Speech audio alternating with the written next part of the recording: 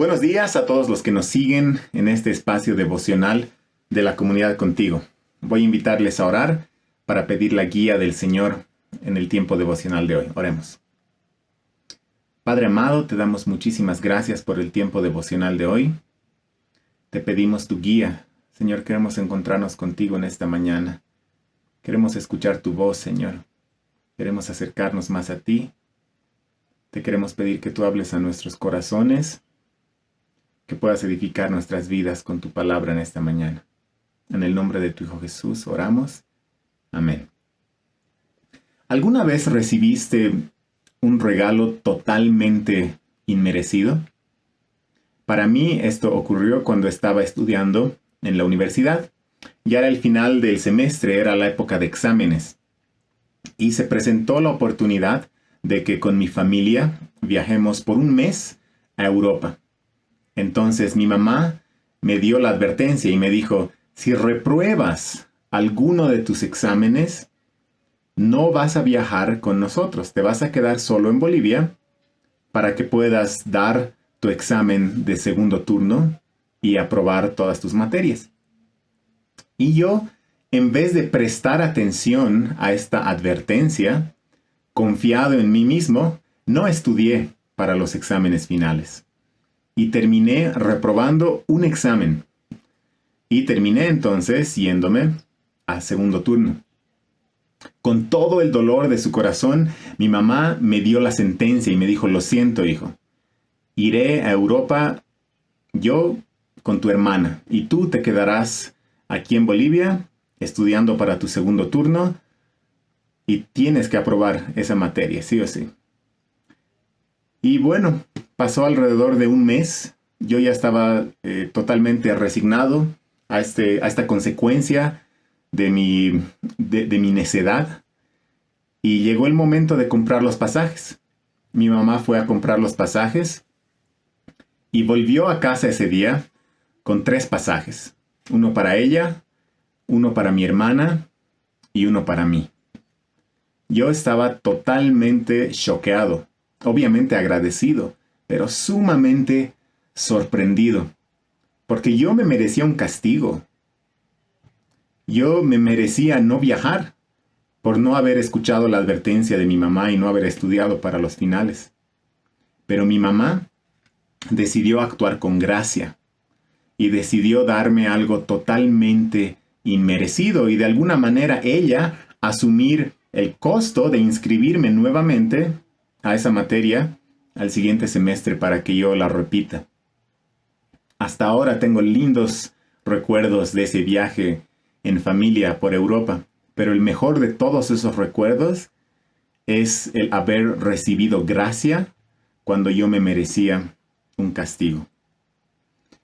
Una lección en cuanto a la gracia, pero tal vez a una escala infinitamente más grande que la que me pasó a mí, es la que encontramos en el libro de Isaías. Ahí vemos un cuadro del juicio de Dios contra un pueblo rebelde, pero también vemos un cuadro de la gracia inmerecida de Dios para el pecador. Cuando uno lee el capítulo 3 del profeta Isaías, uno se encuentra con palabras de juicio muy duras sobre Judá y Jerusalén. Ahora, obviamente, en este espacio devocional tan corto, no vamos a leer todo el capítulo, pero sí vamos a ver algunas cositas, algunos pequeños detalles, y les invito a que ustedes más adelante puedan leer todo el capítulo 3 de Isaías. En estos juicios divinos, en el capítulo 3, pueden verse las consecuencias que estaba viviendo Judá por haberse rebelado contra Dios y por haberle dado la espalda a su Señor y haber escogido su pecado. Simplemente quiero leer el versículo 1 del capítulo 3 de Isaías. Dice, porque el Señor Dios de los ejércitos quitará de Jerusalén y de Judá el sustento y el apoyo, todo sustento de pan y todo sustento de agua. Ellos se habían rebelado contra el Señor, entonces perdieron el sustento de Dios. Dios quitó su sustento de ellos. Y como consecuencia de esto, ellos, en los siguientes versículos, se ve que ellos también perdieron un buen liderazgo, tenían una crisis en los líderes del pueblo, en las autoridades. También estaban pasando una crisis en cuanto a justicia social. También más adelante se ve una crisis moral que estaban viviendo. Estaban viviendo en un total cinismo y descaro moral. Vivían también en humillación y desolación. Vivieron también guerra y vivieron en total desesperación. Y ese es el cuadro que nos pinta de las consecuencias de haberse rebelado contra Dios que estaba viviendo Judá. Y tal vez un versículo que engloba todas estas consecuencias es el versículo 8. Isaías 3:8 dice: Pues Jerusalén ha tropezado y Judá ha caído, porque su lengua y sus obras están contra el Señor, rebelándose contra su gloriosa presencia. El pueblo había caído. Y el Señor no se queda callado ante esta rebeldía. El versículo 13, fíjense, del mismo capítulo 3 de Isaías. Dice: El Señor se levanta para luchar, está en pie para juzgar a los pueblos. Aquel Señor entonces que se levanta para juzgar a los pueblos, se levanta también para juzgar a Judá y tiene todo el derecho de castigarlos con toda la severidad posible. Y tiene el derecho a destruirlos por completo por su rebeldía. Y a pesar de que el pueblo estaba ya viviendo las consecuencias de su pecado, las consecuencias por haberse rebelado contra Dios y por haberse alejado de Él, ellos merecían un castigo mucho peor, merecían la destrucción. Pero Dios actuó con gracia. Isaías 4 tiene la conclusión a los juicios divinos del capítulo 3. Isaías 4, los versos 2 al 6 dicen así: Aquel día el renuevo del Señor será hermoso y lleno de gloria, y el fruto de la tierra será el orgullo y adorno de los sobrevivientes de Israel, y acontecerá que el que sea dejado en Sión y el que se quede en Jerusalén será llamado santo, todos los que estén inscritos para vivir en Jerusalén. Cuando el Señor haya lavado la inmundicia de las hijas de Sión y haya limpiado la sangre derramada de en medio de Jerusalén, con el espíritu del juicio y el espíritu abrasador, entonces el Señor creará sobre todo lugar del monte de Sión y sobre sus asambleas una nube durante el día, o sea, humo y un resplandor de llamas de fuego por la noche, porque toda su gloria, sobre toda su gloria, habrá un dosel. Será un cobertizo para dar sombra contra el calor del día, un refugio y protección contra la tormenta y la lluvia. El Señor actúa con gracia y les promete en el versículo 2 un futuro glorioso y próspero. En el versículo 3 les promete un futuro en santidad. En el verso 4 les promete un futuro en pureza. Serán lavados. El versículo 5 les promete un futuro de intimidad y cercanía con Dios. Habla de la gloria de Dios cubriendo su pueblo, sobre su pueblo. Y el versículo 6 habla de un futuro seguro. Protección contra el calor, protección contra la lluvia, protección contra la tormenta. ¿Cómo es que Dios puede ofrecer cosas tan hermosas, promesas tan bellas, a un pueblo tan rebelde?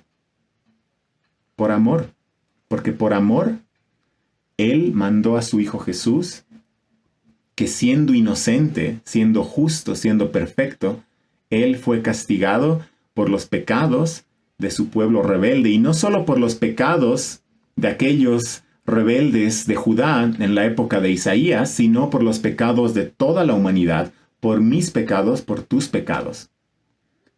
Tal vez ahora algunos están viviendo las consecuencias de su pecado, las consecuencias de su rebeldía.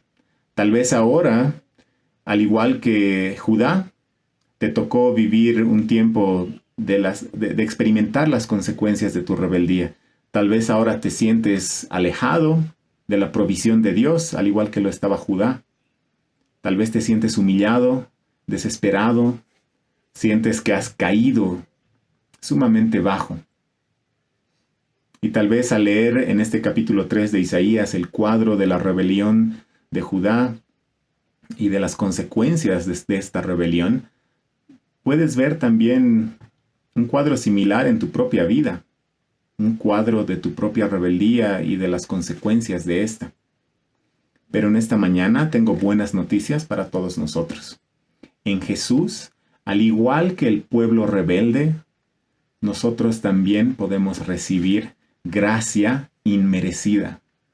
Por la obra de Cristo y solo por la fe en Él, nosotros también podemos ser limpios. También podemos tener la esperanza de un futuro glorioso. En Cristo, solo por la fe en Él, también podemos vivir en santidad. También podemos tener una vida en pureza, andar en pureza. En Cristo también podemos tener una relación de intimidad y cercanía con Dios. Y en Cristo podemos también vivir bajo la protección de nuestro Dios. Estos dos capítulos de Isaías, el 3 y el 4, tienen una invitación para todos nosotros hoy. Y es la invitación de que nos acerquemos a Jesús en fe y arrepentimiento para que podamos recibir la gracia inmerecida que tanto necesitamos. Vamos a terminar aquí orando. Padre amado, te damos muchísimas gracias por la gracia inmerecida que tú nos ofreces en Cristo, Señor. Gracias porque tú puedes perdonar nuestros pecados, limpiarnos de toda maldad y puedes asegurar nuestro futuro contigo en Cristo. Gracias, Señor, porque tú incluso puedes darnos fortaleza para afrontar las consecuencias de nuestro pecado, Señor. Gracias porque en Cristo tenemos esa fortaleza y esa paz, Señor. Te queremos pedir esta gracia inmerecida para nuestras vidas hoy, mañana y cada día de nuestras vidas, Señor. Te pedimos esto en el nombre de tu Hijo Jesús. Amén. Que tengan un muy buen día y un muy buen resto de semana. Dios los bendiga.